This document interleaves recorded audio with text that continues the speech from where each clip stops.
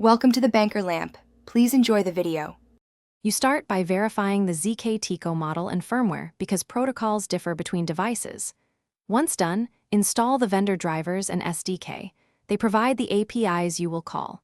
Next, connect the device via TCP/IP or USB and record the device IP and port. This is critical.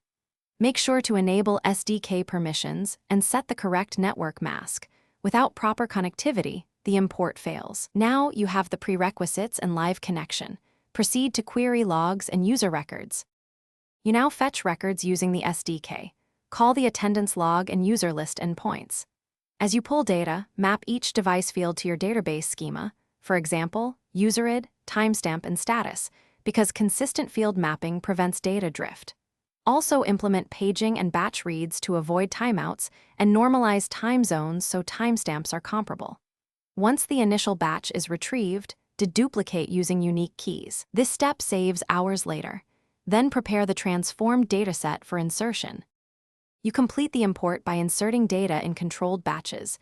Use transactions so you can roll back a failed batch. After insertion, verify record counts and run spot checks on timestamps and user associations to ensure accuracy. If mismatches appear, rerun the map transformation on sample rows and compare checksums.